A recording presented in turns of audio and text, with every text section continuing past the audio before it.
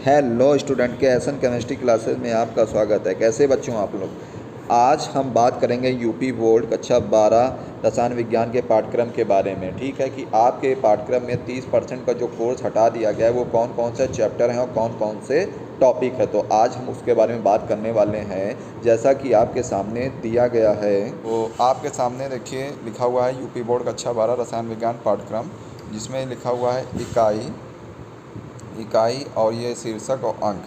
ठोस अवस्था से जो आएगा 5 अंक का आएगा, विलयन से 7 अंक का आएगा, वैद्युत रसायन से 5 अंक का आएगा, रासायनिक बलगत से आपका आएगा 5 अंक का, पृष्ठ रसायन से आपका आएगा 5 अंक का, पी ब्लॉक से 7 अंक का, और डी और एफ ब्लॉक से 4, उपसा सहज यौगिक से 6, हेलो एल्केन से आपका आएगा 5 अंक का, और इसके बाद अल्कोहल फिनॉल ईथर से 5 और 6, एल्डिहाइड कीटोन कार्बोक्सिलिक जो एसिड है वो 6 अंक का, और नाइट्रोजन युक्त के कार्बन यौगिक हैं वो आपका 4 अंक का, और जय अणु 6 अंक का आएगा। इसमें से आपके जो चैप्टर से हटा दिए गए हैं वो चैप्टर का नाम है आपका तत्वों का निष्कर्षण। ठीक है, जो पृष्ठ रसायन के जस्ट बाद है वो इनऑर्गेनिक केमिस्ट्री से यानी फर्स्ट पेपर से हटाया गया है, और बहुलक को हटा दिया गया है, और दैनिक जीवन में रसायन को भी हटा दिया गया है। देखिए आपके सामने ये लिखा हुआ है तत्वों का निष्कर्षण, तत्वों के निष्कर्षण के सिद्धांत एवं प्रक्रम, बहुलक दूसरा चैप्टर, और दैनिक जीवन में रसायन।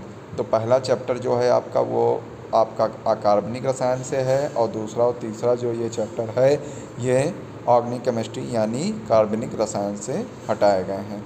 अब देख लेते हैं कौन कौन से टॉपिक हटाए गए हैं। तो ठोस अवस्था में देखिए विद्युतीय एवं चुंबकीय गुण धातुओं का बैंड सिद्धांत, चालक, अर्धचालक तथा कुचालक व एन व पी प्रकार के अर्धचालक को अब आपको नहीं पढ़ना है।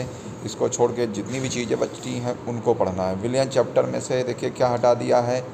विलयन चैप्टर असामान्य आणविक द्रव्यमान और वान हाफ गुणांक, ठीक है, इसको हटा दिया गया है। वैद्युत रसायन से वैद्युत अपघटन के नियम, शुष्क सेल, वैद्युत अपघटनी सेल, गैल्वनी सेल और सीसा संचायक सेल, ईंधन सेल और संक्षारण को अब आपको नहीं पढ़ना है। ठीक है, रासायनिक बलगत से संघट्ट सिद्धांत की अवधारणा, संकीर्ण ऊर्जा और आरेनियस समीकरण को आपको नहीं पढ़ना है।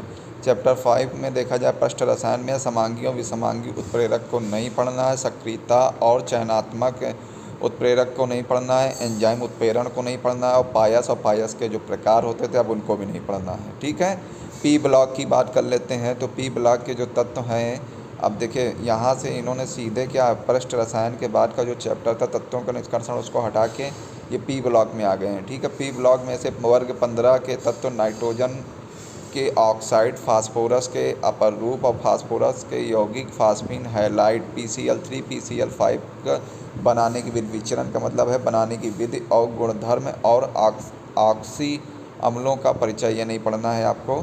वर्ग 16 के तत्व अब देख लिया जाए, यहाँ पर वर्ग पी ब्लॉक में वर्ग 15, वर्ग 16 सल्फ्यूरिक अम्ल का औद्योगिक निर्माण बिल्कुल नहीं पढ़ना है आपको। ठीक है, डी और एफ में आ जाइए, K2Cr2O7 यानी पोटेशियम डाइक्रोमेट, और KMnO4 पोटेशियम परमैंगनेट के बनाने की विधि और उनके गुणधर्म को नहीं पढ़ना है। लेंथेनाइड व एक्टेनाइड की जो रासायनिक अपक्रियाशीलता है, एक्टेनाइड में इलेक्ट्रॉनिक विन्यास, ऑक्सीकरण अवस्थाएं व लेंथेनाइड की तुलना अब आपको नहीं पढ़ना है।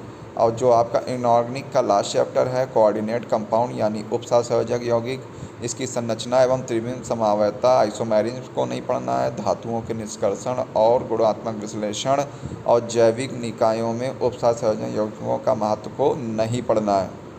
बात कर लेते हैं सेकंड पेपर यहाँ से हेलो एल्केन की। तो हेलो एल्केन की अगर हम बात कर लें तो हेलो एल्केन में क्लोरोमेथेन और ट्राईक्लोरोमेथेन आपको नहीं पढ़ना है। ट्राईक्लोरोमेथेन, आइडोफार्म, फ्रियॉन और DDT के उपयोग और पर्यावरण पर क्या प्रभाव DDT का है, फ्रियॉन का, इसको सब नहीं पढ़ना है। एल्कोहल फिनॉल ईथर में से क्या नहीं पढ़ना है, देखिए ये एल्कोहल फिनॉल ईथर से मेथनॉल और एथनॉल के उपयोग को नहीं पढ़ना है। नाइट्रोजन कार्बनिक जो यौगिक है, साइनाइड और आइसोसाइनाइड, डाइजोनियम जो लवण है उसके बनाने की विधि, रासायनिक अपक्रिया व कार्बनिक रसायन में इसका संश्लेषण महत्व नहीं पढ़ना है। ठीक है, साथ ही साथ जो जैव अणु का है चैप्टर, ठीक है, उसको पढ़ना है। जैव अणु की बात कर लें तो ओलिगोसैकेराइड में आपको सुक्रोज, लैक्टोज, माल्टोज को नहीं पढ़ना है। पॉलीसैकेराइड में स्टार्च, सेलुलोज, ग्लाइकोजन का महत्व, एंजाइम हार्मोन्स, संरचना को छोड़कर, उसकी संरचना को छोड़कर एंजाइम हार्मोन नहीं पढ़ना है। विटामिन का वर्गीकरण प्रकार नहीं पढ़ना है। तो इस तरह आपको ये चीज़ें, इन टॉपिक को नहीं पढ़ना है और इन टॉपिकों के साथ आप जो आपका तत्वों का निष्कर्षण और साथ में आपको जो सेकंड पेपर में आपका है, मतलब आपका जो चैप्टर है तत्वों का निष्कर्षण के सिद्धांत एवं प्रक्रम, बहुलक और दैनिक जीवन में रसायन, इन चैप्टरों को आपको नहीं पढ़ना है और टॉपिक जो हमने बताए हैं वो भी नहीं पढ़ने हैं। तो बस आपको इसके अलावा सब कुछ पढ़ना है, इसलिए 30% कोर्स आपका हटा दिया गया है। तो आप तैयारी में जुट जाइए और साथ ही